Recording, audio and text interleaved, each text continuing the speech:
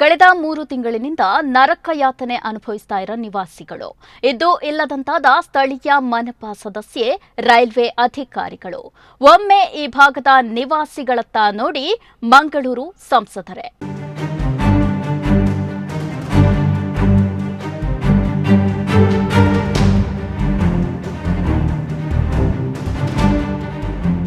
ನಾವು ತೋರಿಸ್ತಿರೋ ಈ ದೃಶ್ಯ ಯಾವುದೋ ಗುಡ್ಡಗಾಡಿನ ನಿವಾಸಿಗಳದ್ದು ಅಂದುಕೊಂಡ್ರೆ ನಿಮ್ಮ ಊಹೆ ತಪ್ಪು. ಇದು ಹೇಳೋಕೆ ಮಂಗಳೂರು ಸ್ಮಾರ್ಟ್ ಸಿಟಿ, ಬುದ್ಧಿವಂತರ ಜಿಲ್ಲೆ ಎಂಬ ಹೆಗ್ಗಳಿಕೆಯ ಮಂಗಳೂರು ಮಹಾನಗರ ಪಾಲಿಕೆಯ ಅಳಪೆ ಪಡೇಲ್ ವಿಜಯನಗರದ ನಿವಾಸಿಗಳ ಗೋಳಿನ ಕಥೆ. ಕಳೆದ 1.5 ವರ್ಷಗಳ ಹಿಂದೆ ರೈಲ್ವೆ ಇಲಾಖೆ ರೈಲ್ವೆ ಹಳಿ ಅಭಿವೃದ್ಧಿ ಕಾಮಗಾರಿ, ತಡೆಗೋಡೆ ಮತ್ತು ರಸ್ತೆ ಕಾಮಗಾರಿ ಕೆಲಸ ಆರಂಭಿಸಿತ್ತು.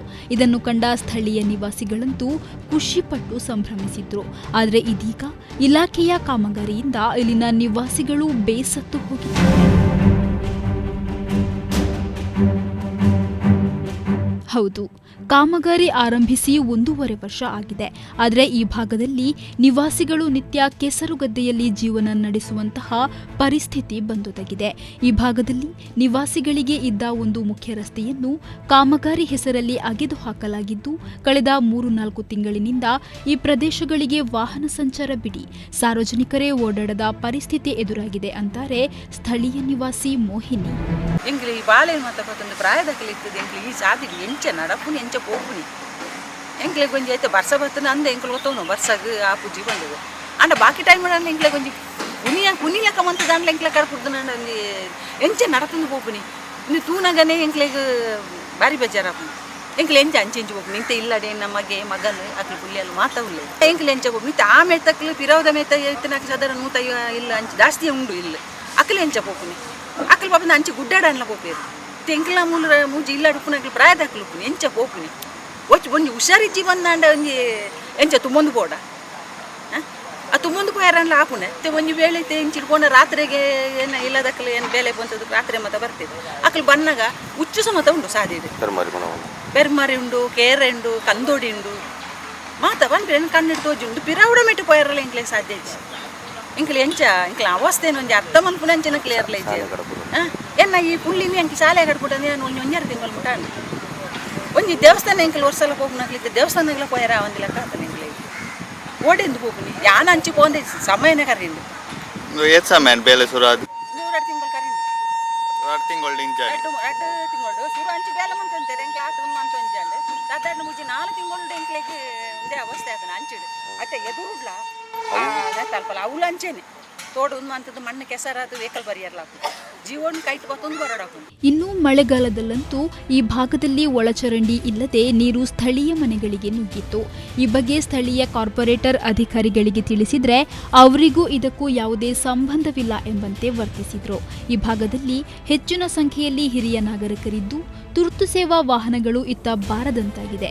ಶಾಸಕರೇ, ಸಂಸದರೇ ನಮ್ಮತ್ತ ಒಮ್ಮೆ ತಿರುಗಿ ನೋಡಿ ಅಂತಾರೆ ಸ್ಥಳೀಯರು. ಇದು ವಿಜಯನಗರ ಸ್ಥಳ. ನಾವು ವಿಜಯನಗರದಲ್ಲಿರುವ ನಿವಾಸಿಗಳು. ಇಲ್ಲಿ ಸಾಧಾರಣ 30ರಷ್ಟು ಮನೆಗಳಿವೆ. ನಮಗೆ ಇಲ್ಲಿ ರೈಲ್ವೆಯವರ ಕೆಲಸ ಆಗ್ತಾ ಉಂಟು.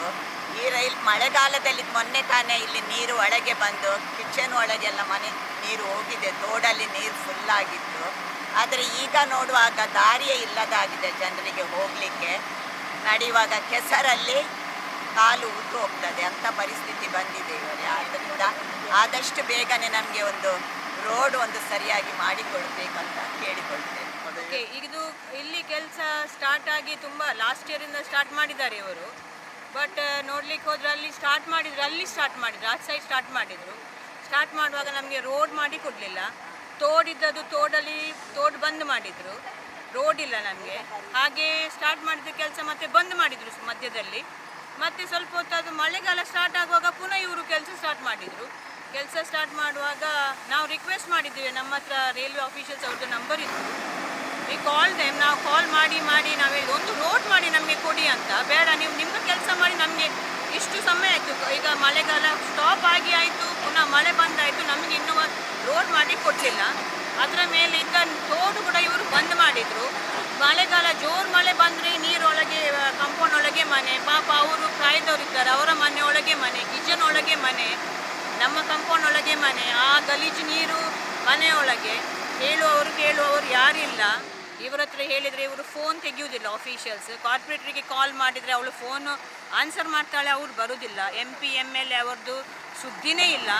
ನಾವಿಲ್ಲಿ ಇದ್ದೇವೆ, ಜನರಿದ್ದಾರೆ ಇಲ್ಲಿ, ಕೆಲಸ ಎಷ್ಟು ಕಷ್ಟಪಟ್ಟು ನಾವಿಲ್ಲಿ ಬದುಕ್ತಾ ಇದ್ದೇವೆ. ರೋಡ್ ಇಲ್ಲ, ಆಚೀಚೆ ಹೋಗ್ಲಿಕ್ಕಾಗೋದಿಲ್ಲ. ಪ್ರಾಯದವರಿಗೆ ಏನಾದರೂ ಮದ್ದಿಗೆ ಹೋಗ್ಲಿಕ್ಕಿದ್ರೆ ಗತಿಯೇ, ಅದು ಅವರ ಗತಿಯೇ, ದೇವರೇ ನೋಡಬೇಕು ಬಿಟ್ಟು ನಮ್ಮ ಇಲ್ಲಿ MP MLA ಅವರು ಬರುವ ಪರಿಸ್ಥಿತಿಯಲ್ಲಿ ಇಲ್ಲ. ಯಾರು ಬರುವುದಿಲ್ಲ ಇಲ್ಲಿ ಬರುವುದು ಯಾವಾಗ ಗೊತ್ತುಂಟಾ? ಎಲೆಕ್ಷನ್ ಟೈಮಲ್ಲಿ ಬರ್ತಾರೆ, ಓಟಿಗೆ ಹೇಳಲಿಕ್ಕೆ ಬರ್ತಾರೆ. ಅದರ ನಂತರ ಯಾರು ಬರುವುದಿಲ್ಲ. No people come here, nobody is even bothered to see how we are living here. ಇದು ನೀವೇ ನೋಡಿ, ಇದು ತೋಡಿದ್ದು, ಇದು ಗಲೀಜು ನೀರು ನೋಡಿ. ಇದರಲ್ಲಿ ಮೊನ್ನೆ ಒಬ್ಬರು ಹೆಲ್ತ್ ಇನ್ಸ್ಪೆಕ್ಟರ್ ಬಂದಿದ್ರು, ನಾನು ಹೇಳಿದ್ದೆ ನೋಡಿ ಸರ್ ಇದು ನೋಡಿ, ಅವ್ರು ಮಾಡಿದ್ರು ಹೋದರು. ಇಲ್ಲಿ ದಿಸ್ ಇಸ್ ದ ಪರಿಸ್ಥಿತಿ ನಮಗೆ. This is going on from 1.5 years. ಈಗ ನೀವೇ ನೋಡಿ, ಅದು ರೋಡ್ ನೋಡಿ, ಅಲ್ಲಿ ರೋಡ್ ಇಲ್ಲ, ಇಲ್ಲಿ ರೋಡ್ ಇಲ್ಲ. ಅಲ್ಲಿ ಅವರ ವೆಹಿಕಲ್ಸ್ ನಿಲ್ಲಿಸ್ತಾರೆ. ಹೋಗೋದಾದರೆ ನಾವು ಹೇಗೆ ಹೋಗೋದು? ಹೇಳೋದಾದರೆ ನಾವು ಯಾರಿಗೆ ಹೇಳೋದು? ಈಗ ನಾನು ಎಷ್ಟೋ ಸರ್ತಿ ನಾವು ರೈಲ್ವೆ ಆಫೀಷಿಯಲ್ಸ್ನ ಅವರಿಗೆ ಕಾಲ್ ಮಾಡಿದ್ದೇವೆ.